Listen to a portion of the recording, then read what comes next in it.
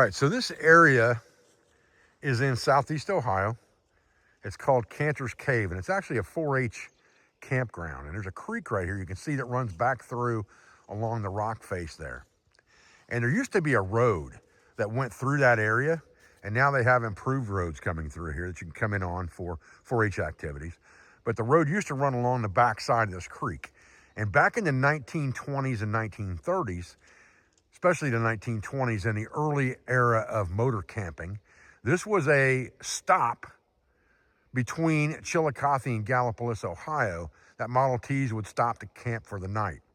We're going to kind of recreate that in the 21st century by camping on this creek. But in the meantime, we're also going to metal detect for artifacts from that 1920s era to kind of verify the rumors and photos I've seen and things that this was a motor camping area stop. So hopefully we'll find some artifact coins, something from that era and that time frame that we can verify that and kind of relive the history in the modern era. All right, well, here's our first find. Looks like it's an old wheat penny. Can't really see the date on it yet. It's not too far from this creek here. All right, well, we just dug an old pop can or something out here. That's a pretty old one.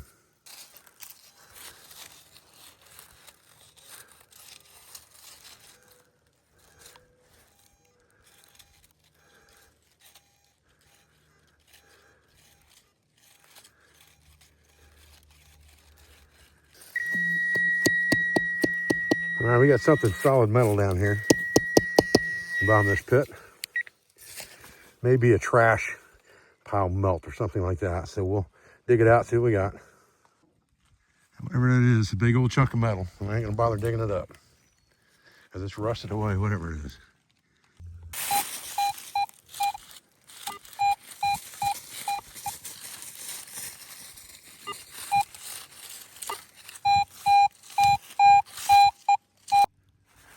All right, things are getting ready to get weird here. I turn this pinpointer back on. So I'm in the bottom of this hole, quite a few inches deep. And there's a bottle in here or something, and that bottle is what's ringing. And that thing's ringing like 83.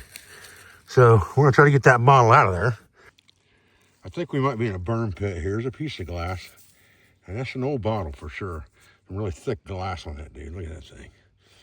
And we got some black dirt coming out of the hole. We still got bottle in there that I can see from here. So we're gonna have to take our time to get this unearthed because we're still ringing in the hole. All right, so here's a broken bottle that came out of there, and it says Jackson, Ohio, and that is almost a square-sided soda bottle. I can see up here where it says something about soda right there. S-O-D-A. We got more bottles in the hole, and hopefully they won't all be broken. We're gonna excavate this bad boy out for sure. All right, this thing is not broken for sure. Trying to keep this thing out of the shade if I can, but at least it's not broken on this half, and I can see the bubbles in the bottle. That's an old piece of glass right there. Some kind of old soda bottle, and you can see the bubbles in the glass right here. So if we can get that out of there in one piece, that might give us some proof about the age of this site. All right, well, that bottle is broken at the neck, but it says Richmond, Virginia. So we got a Jackson, Ohio, and Richmond, Virginia. This one's a Coke bottle, an old Coke bottle, and it's an old one for sure. This is a really old Coke bottle. No question about that. I'll have to kind of look this up to figure out how old, but I suspect this probably goes back 20s, 30s. Anyway, we'll find out.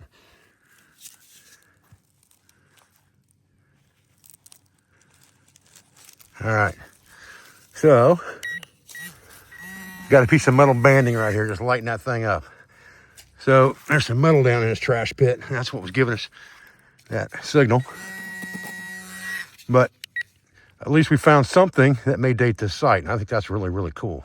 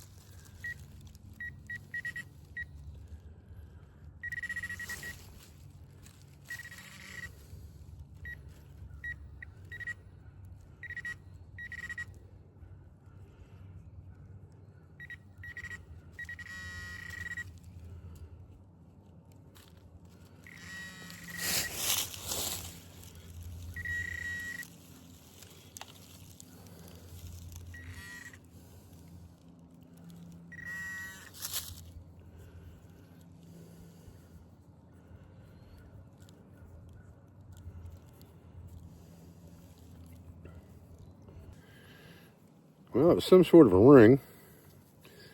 It was ringing way up in the high 80s.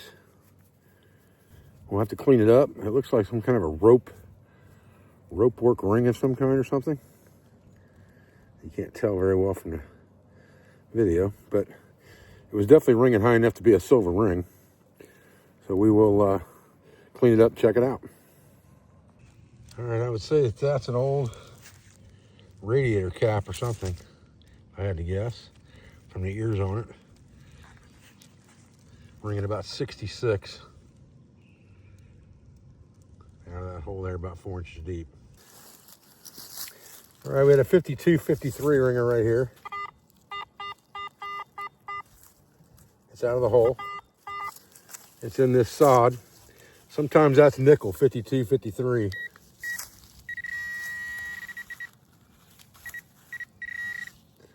Or it just be a piece of trash.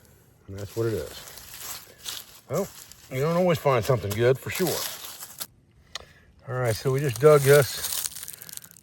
I assume it's a pop tab of some kind. It's marked 57 on top. It was ringing 60s. I thought I'd dig it, but it was only about 4 inches deep in the hole, not quite even that much. It's got a 57 marking on it, but it's definitely feels like aluminum. I'm not sure.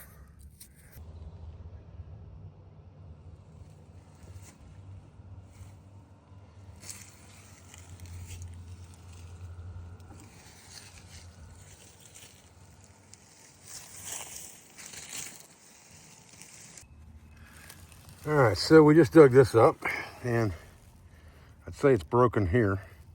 And it was 4-way, and I'd say it's some kind of a valve or turning handle of some kind. Not sure what it's for. Could have been an old automobile part, but I don't know that for sure. Don't really know what it is. I'm sure somebody on here will have an idea.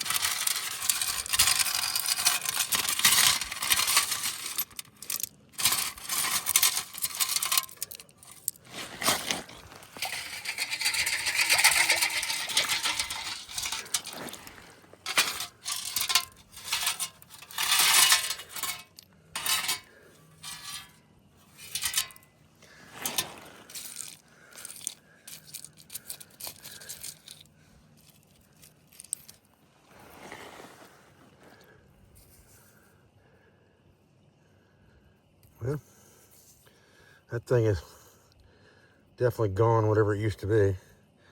If we can get a closer look at it here, we'll clean it up.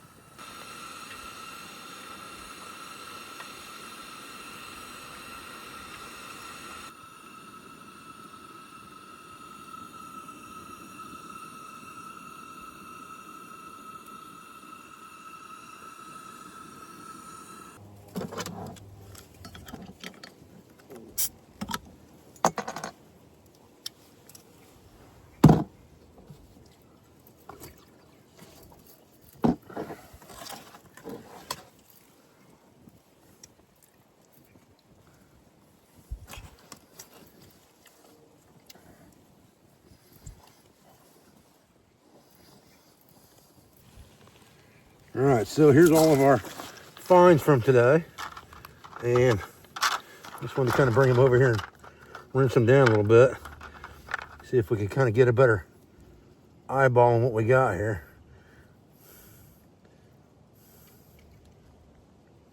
This one right here's a mess, I'll tell you that. I got a suspicion. There's a date on the bottom of that thing, but I can't quite make it out. If this is a penny, this is an actual, this is an Indian right here.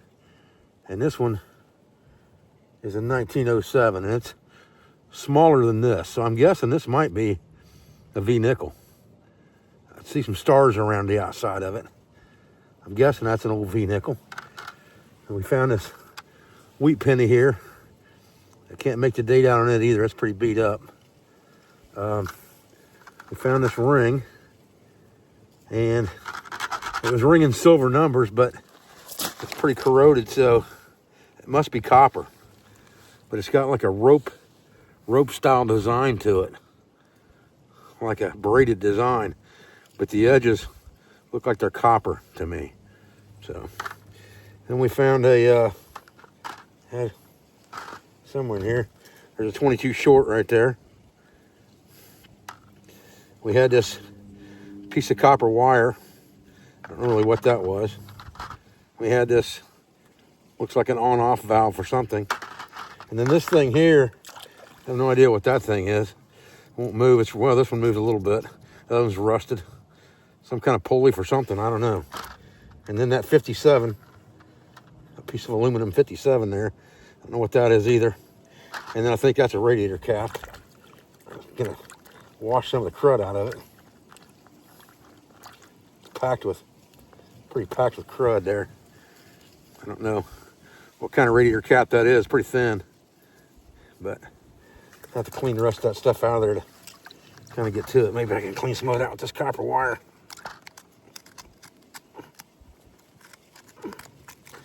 I just thought maybe I could get an idea how old it was by looking at it.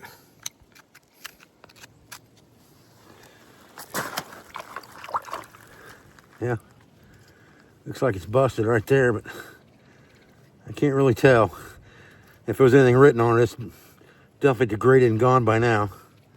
So we found a few things out here. I mean, we got things that date this site. It's Indian 1900s. That's a V nickel. That's definitely 1900s. I'd say this wheat penny here is early 1900s. You got that 22 short. Those are pretty common early on. So we definitely dated this site as being possibly a motor camping spot for sure. All right, so I just washed these bottles off in the creek here. And this one here, the square one, has a patent date on it, fortunately. And it says 1926. Patented June 1st, 1926. Square bottle, and it says soda bottling on there, whatever company that was. It says soda bottling on it.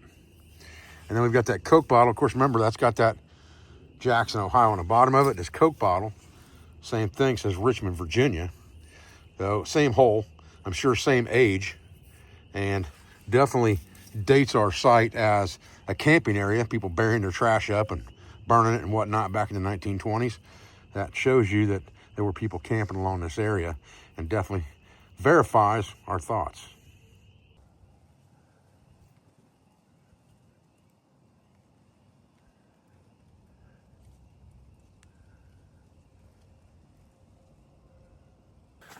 All right, guys. Well, listen, I thought that was a pretty good day today so far.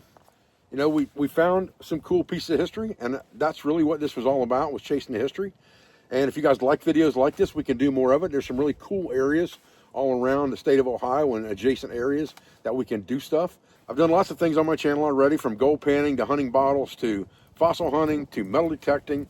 And I like doing that kind of stuff. I mean, let's face it, you can only make so many survival videos before you get repetitive. And I teach survival week in and week out, almost every weekend at my school, 9 months a year. So I like to do other stuff.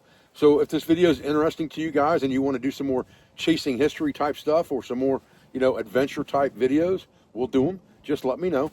But for now, I want to try something with my Wiggy's Freedom Shelter bag tonight. I've got a hammock here from Majestic Hammocks, and I want to try to cocoon that thing in the Wiggy's bag and see how that works. Lows tonight are only going to be in a 40, so it's not going to be that bad, but you're going to definitely need an underquilt. So I'm going to try to use it as an under-overquilt at the same time and basically make it a cocoon around this hammock. This Majestic hammock's really, really comfortable. I suggest you check them out if you're looking for a hammock that doesn't have some of the things that normal hammocks have. It lays completely different. I don't know how to explain that to you, but it's not rigid on the sides like hammocks are, where you put your legs over top of it and almost cuts off your circulation because it's so stiff. This is not like that at all. It's a very easy hammock to lay in. It's a very comfortable hammock to lay in. So I'm going to sleep in that tonight. We'll touch base in the morning and talk about that as well.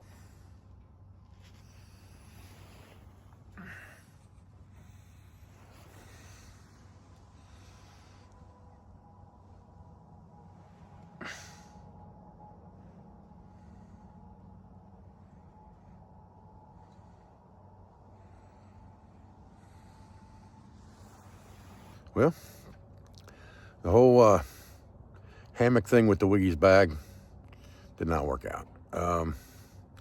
Too constricting for me, to be honest with you. So I went to the ground. I've got Jerry Wiggy sent me a ground pad to put on the ground to sleep with the Wiggy's Freedom bag, and it's actually pretty good. It's not as comfortable as a Pathfinder air mattress as far as the thickness goes, but it's plenty insulated. Definitely never got cold last night on the ground. Just not quite as cushy, as it were, as the Pathfinder air mattress, but more heavy duty, made out of Cordura, stuffed with laminate. It's definitely a good ground pad. And of course, the Wiggy's Freedom bag never lets me down. So that 0 degree bag, no matter how cold it gets. I mean, you can see my breath this morning. It's plenty cold out here, and it was no problem at all. Just slept beside the Jeep last night. A water bottle, my lantern right here on the running boards. Very, very similar to what they would have done back in the 1920s. Just flopped out, threw some gear on the running boards, and went to sleep. Worked out pretty good last night, to be honest with you. What I would encourage you to do is check out my buddy Nathan Lodgen. He's the one that sent me the footage for this video at the beginning with the transition from the Model T, I think it is, or Studebaker, to the Jeep. Lodgen.co. He's got a lot of really good period correct clothing and accoutrements. Sarge Vining, another good place to check out. Vico Expedition Outfitters. He's got a lot of good period correct stuff too.